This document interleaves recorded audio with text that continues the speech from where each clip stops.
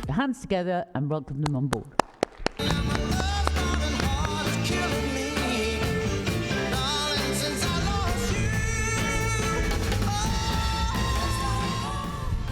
Hello.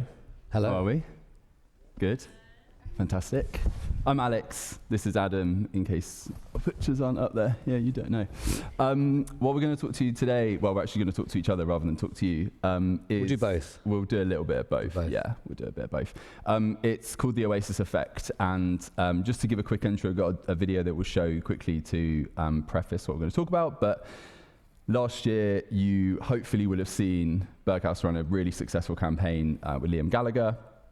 Amazing assets, really high impact. They actually ended up coming to us saying, okay, this campaign has been really successful. How do we deepen this connection with culture? How do we make something that kind of connects with people through socials, through culture and community? And we launched this campaign called The Biggest Day of Summer, which was hugely successful. We will go into more of that detail in a minute. But to give you a little flavor of what it was, if you haven't seen it, there is a little video that we'll play. Could you play the video, please? QVT. Magic. Camera rolling, 3, 2, 1, and action!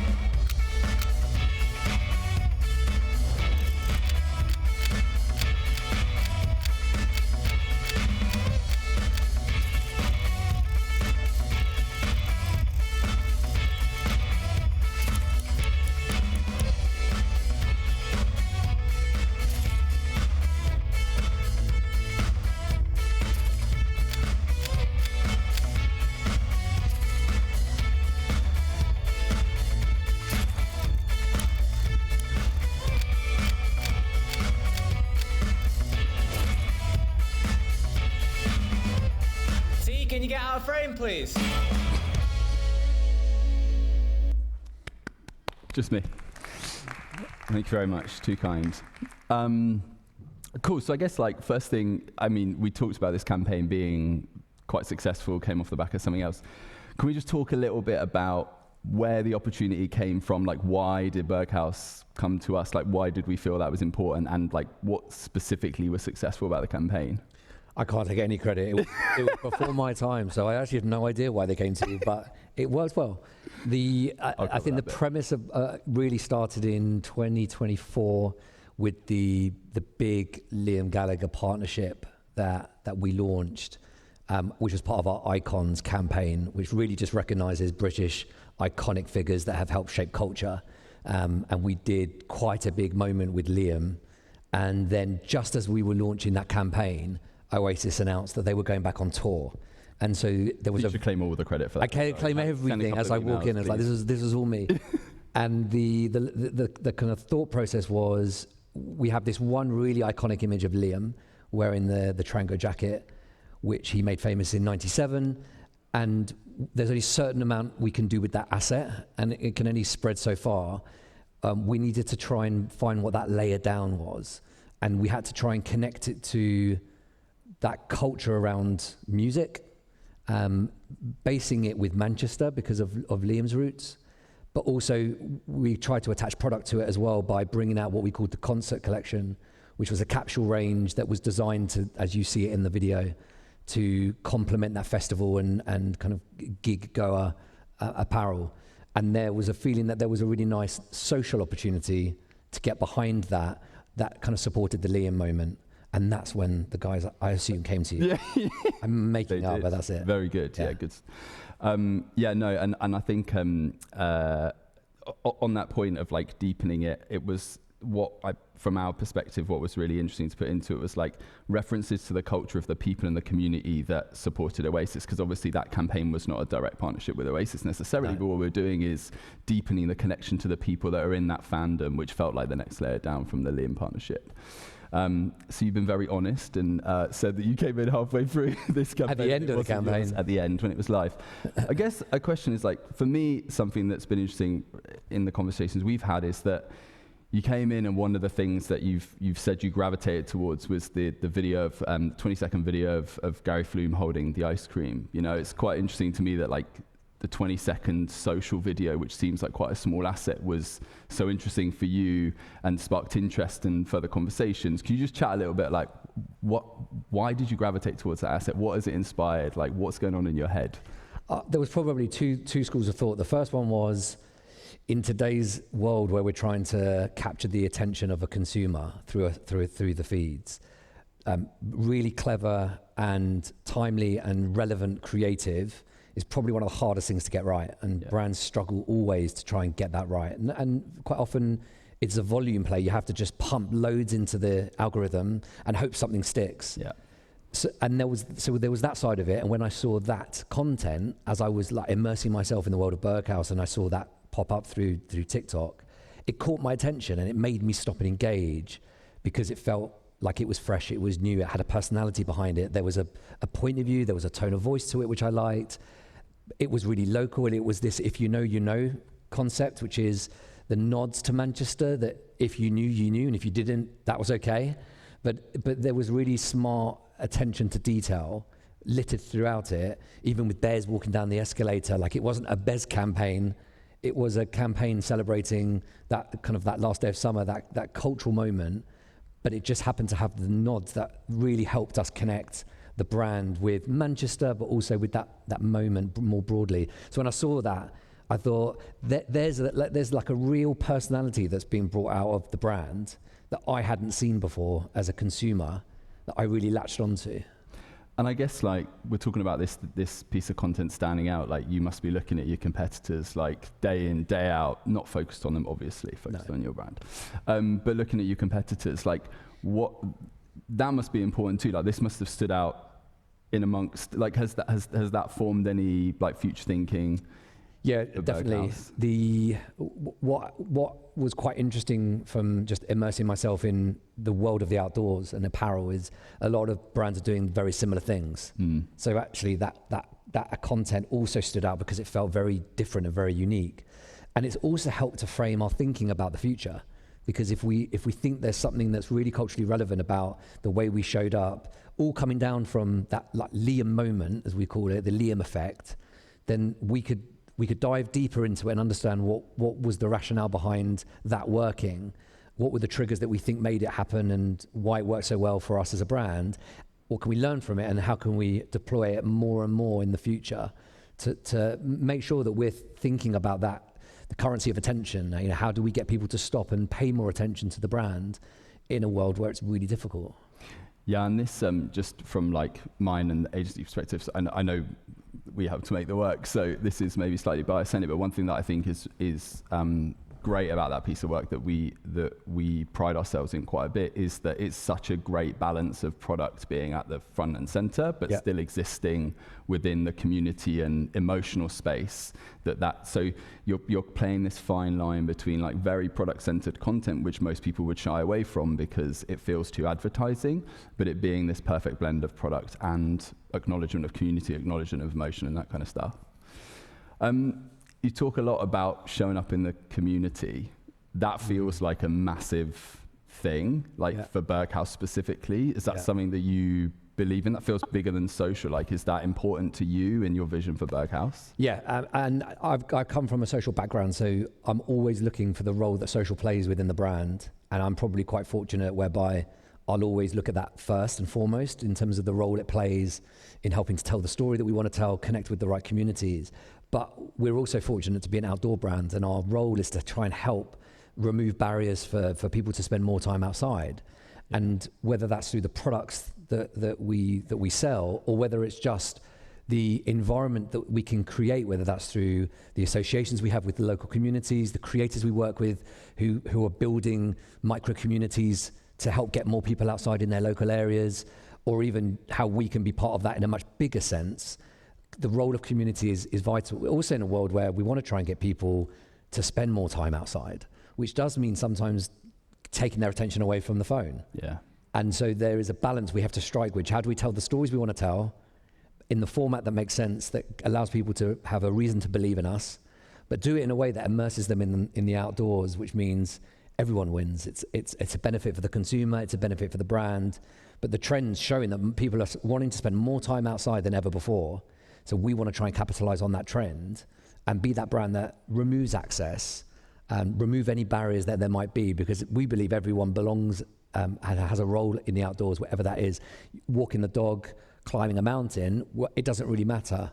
the idea that we can enable that movement is a really important one. So we will continue to push that agenda, and that will be something that we will really dial up as we go through this year and into next year.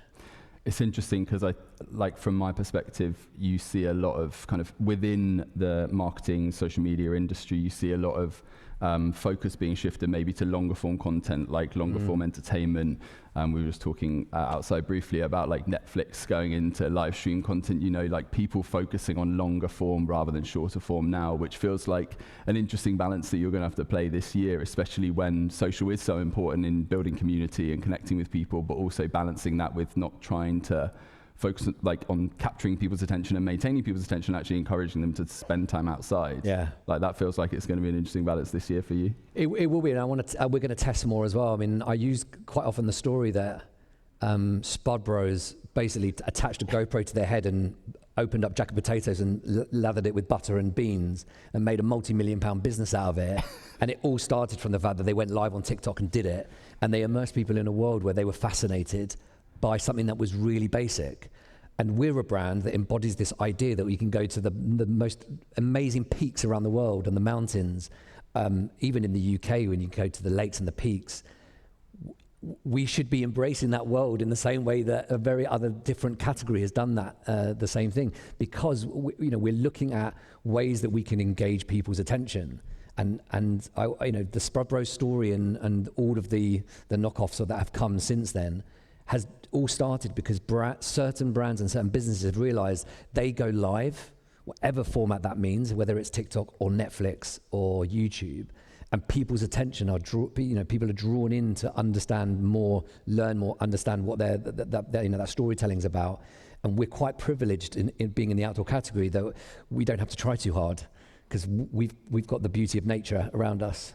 I think it's so nice from my perspective to hear that essentially the heart of the Berghaus brand is something that it feels like you're doubling down on it this year. Community has always been the heart of the Berghaus brand. Yeah.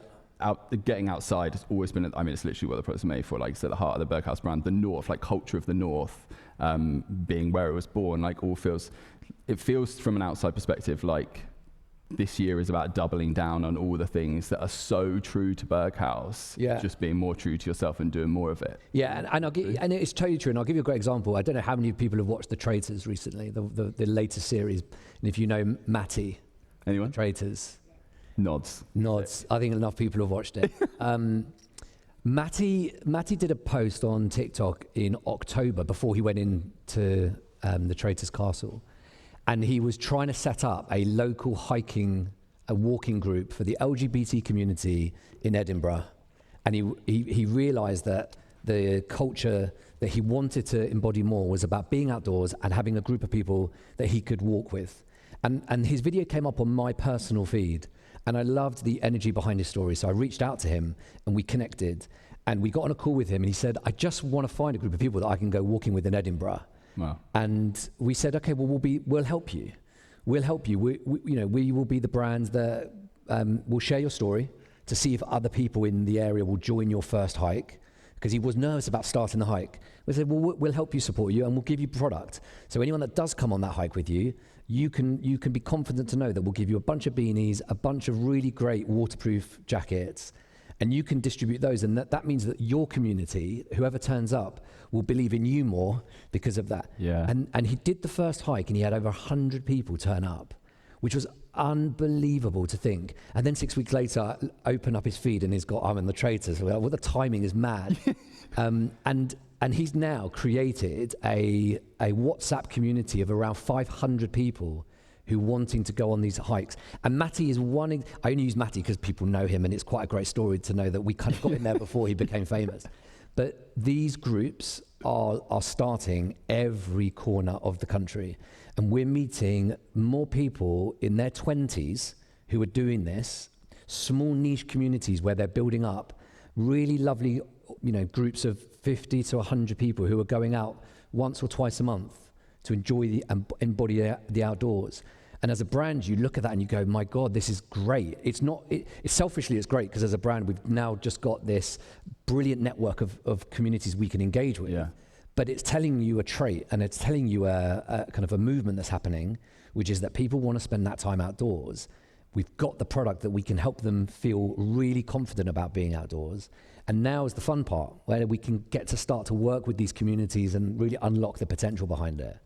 And you said something to me which has stuck to me just in conversations we've had, which is like, if you can always ask yourself, you know, as a brand, as Berghaus, like what value, what role are we playing in people's, like what value are we giving to them? This feels like a great example of where you're truly giving value to somebody beyond just entertainment. And I think that's important specifically when we're talking about marketing, where marketing is usually about looking at people and finding ways to maybe borrow the culture and use it to sell or borrow. Whereas this is a slightly more giving attitude. It feels like a longer term play where you're building loyalty and actually building like true community rather than just like fast turn sales. Yeah. Agree? Yeah, and more than that, some of the people that we're meeting, they've started to become content creators, but they're not quite at the level where they're willing to give up their careers and make it full time. And that's really interesting to see, because traditionally over the last 5 years, you've just seen a wave of creators and influencers that have emerged. And you're not really sure about their authenticity, you know, how real they are to the brand or the category, and how committed and engaged their audiences are. But we're now starting to see the infancy of a very new wave of this audience coming through, which means that the tables have turned, and it's really great to see it, because it means that we can actually be in the past, most brands have to pay influencers and creators to start building lots of brilliant content ideas and stories. Whereas now, actually, we're getting a lot of the creators who just want to partner with us because they see the value in being associated with a British outdoor brand that's been around for 60 years, that's got some of the best product on the market, hands down, and is willing to really invest in these communities in a way that a lot of our competitors aren't doing. Well, it makes sense. If you think about two human beings, it's like, would you keep inviting out a mate who keeps taking for you know, accepts when you offer rounds but never buys you rounds back? Like, it's all about value exchange. Of course, you're not going to keep connecting with a brand if the brand is continually taking from you. If the brand's giving to you, like, that's when you're going to be more exactly for it. And that's really where we'll focus on, you know, this year and into next year as part of the strategy. Yeah, nice. You may have gathered me and Adam could talk for absolutely ages, but we're not allowed to. I guess just one last question, just useful for everybody who's listening now. Like, we talked a lot about community, we talked a lot about social, we talked a lot about storytelling, we talked a lot about investing in culture. Like, one key takeaway, if you're a marketer out there or a brand, like one key takeaway, one key thing that you'd be like, focus on this is going to help you this year. I would say invest in community and adding value. You know, make sure there is a value exchange with community. There is a trend, I think, that's happening, which is that consumers are expecting more than transactional relationships with brands. They want emotional ones, which means that the ways that you can, as a brand, the way that you can build emotional environments for consumers, and whether that's just allowing them to engage with you in a physical capacity, experiences and activations, or simply just embodying that world of community, that would be my biggest takeaway. And it's the one that I'm the most, you know, excited about as I step into this year and start planning what the future looks like for the brand. So nice. I hope that was helpful. You're welcome. Thank you very much. Thank you.